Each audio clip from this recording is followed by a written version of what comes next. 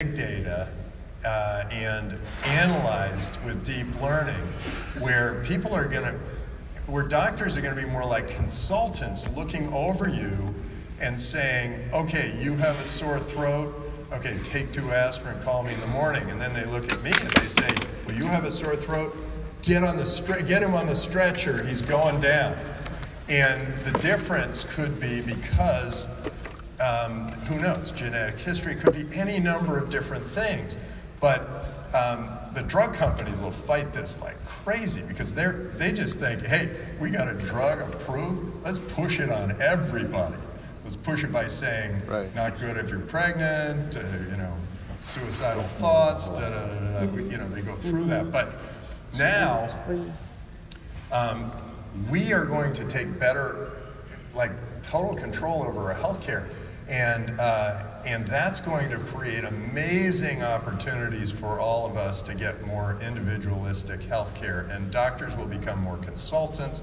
They won't have to spend 12 years memorizing stuff because it's all going to be up there, and it's going to be specialized toward you, just you, not everyone. And so you're going to get better health care. Okay, so health care is going to change. Insurance is going to change. Many other very large industries. Real estate. I mean, why do we pay this weird insurance, title insurance, to say that we actually own this property? We pay title insurance. Makes no sense. Why not have that all on the blockchain? We all know who owns what, and there are places in the world where they don't even have like title. So suddenly the blockchain's really available for all of that. But what's the industry that provides the worst service for the highest cost? Government. You guys are getting good. Yeah. Government. Usually people say cable, my cable guy. Government is totally providing the worst service for the highest cost. Every time you run over a pothole, or you think that your kid's not learning anything in school, or whatever, or you're in a long line at the DMV, or whatever it is, usually when you're frustrated, it's usually you're getting bad service at a high cost from the government. And the high cost is getting higher and higher and higher. What an opportunity. Okay, governance, there are two, I've sort of split it into my head. There are 2 parts of governance. There's the terrestrial part, the land part, the police, the fire, the people who make sure that you don't put a skyscraper next to a park, or maybe you need a skyscraper next to a park. Okay, that's the terrestrial part. But there's this huge part of governance that can be done by the blockchain. And we don't need all those people who are working in government, who will then lose their jobs, will be much more productive members of society, because you're now going to have this whole virtual level of governance. But it's not just like, hey, okay, let's do that for 3 Californias, let's have a virtual level of governance. Great, okay, that'll be easy to do if we have 3 new Californias, by the way. So sign the petition, we're almost there. But there's something even more. A virtual governance doesn't have to be tied to a terrestrial piece of property. It can go across borders. I'm the 3rd Estonian resident. I have my Estonian residency card here. And there we go. And the president at the time, the Prime Minister of Estonia, said, just by having virtual identity, the business climate went up, the crime rate went down. By having digital voting, the young people all started to vote. By having digital signatures and approved digital signatures, we saved 2% of our GDP. So all of a sudden, they started to think, wow, maybe we should do this for other people. And so now there are 20,000 virtual residents outside of Estonia who may or may not have even set foot in Estonia. there are a bunch of countries now that are starting to compete for that. I heard that Malaysia is also working on a virtual residency program, and Kazakhstan is working on virtual citizenship. So what's going to happen is, at this virtual level, you're going to be able to provide what? People's pensions, Social Security, the welfare. You're not going to need workman's comp and all. You're not going to need all these weird government programs that are weird artifacts of a system that's sort of messed up. You're going to actually have it all. Everybody's going to be treated fairly. It's all going to be honest, straightforward, and it can all be done on the blockchain. This is a simple thing that can be written into software. So different countries now are in competition for us, for all the great entrepreneurs of the world, for the money, for the businesses, for citizens. They're in competition. And if they're all in competition for us, then they can do it virtually. So there's no reason Kazakhstan can't have, what do they have? I don't know, 20 million citizens and then in their land, but then maybe 100 million or 1 billion virtual citizens who are all like paying into that program because it provides better service at a lower cost. Is there any particular reason you have to have your medical insurance here?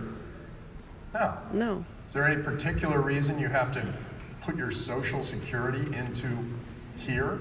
No. Your pension can be built anywhere. Your data. Another thing government does is it keeps track of you and all the things that you're up to, and that data can all be held on the blockchain. It doesn't have to be held by some bureaucrat who stands between you and understanding what that data means. And taxes are going to be much lower. Absolutely. So that's where I say I look for entrepreneurs who are taking new technologies, moving them into industries that are run by monopolies or oligopolies who provide bad service at a high cost. A high cost in this case is taxes. And eventually all those governments are going to have to compete for you. So the prices are going to go down, the taxes are going to go down over time because they're going to have to compete. And the services level is going to go way up. At least at the virtual level, that is absolutely going to happen. And at the local level, at the terrestrial level, you'll be able to move from city to city because those cities will, one will provide better schooling or one will provide safer streets or whatever, cleaner streets, less potholes, less traffic. I don't wear a tie. So this is one of those really interesting times that is where we're watching society completely change. This is a scary thing. People have all thought, well, wait, no, government is always a monopoly. It's always going to be a monopoly. It's always run this way. But this is the first time ever in history where governance has to be competitive and they have to improve. And so we're in it, you all and we have this major opportunity now to lead the world to create this competitive governance. And it's the blockchain that's going to do it. It's going to be the blockchain. It's going to be 3 Californias. It's going to be you guys realizing that you can take your money and you can move it to any country you want. I don't know, how many of you have a ledger? Like a ledger? Okay. Yeah. So when you get a ledger, it's kind of interesting. You put crypto into it and you go, whoa, I don't need a bank. I can take this from place to place. I don't need a bank. It's right here. I mean, Coinbase account would be the same basic thing, but there's something about having that physical thing. You ended? Phone call came in. So, Okay, so now, you have to be bold. Particularly at a time now when hold on, wait. the governments are gonna go, hey, we gotta regulate this or whatever. And then these other governments are gonna go, hey, we gotta make this freer because, you know, we're gonna be better, and so all the crypto is gonna come to us. We need to make sure those governments are competing with each other for us. Then you we go need again. to make sure that these small governments are empowered by this because they're standing up and they're saying,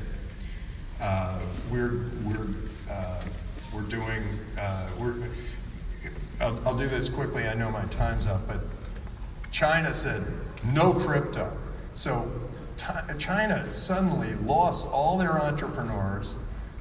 They froze everybody out, and then Japan said, "Hey, Bitcoin's a national currency." And then all those entrepreneurs can go to Japan and go, "Hey, this is a great place."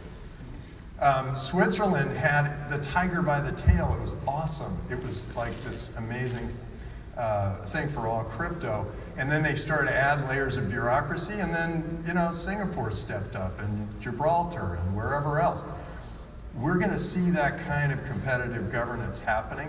We need to push it and encourage it, and we need to make great things happen out there. So it's going to be tough, it's going to be brutal, it's going to be bloody.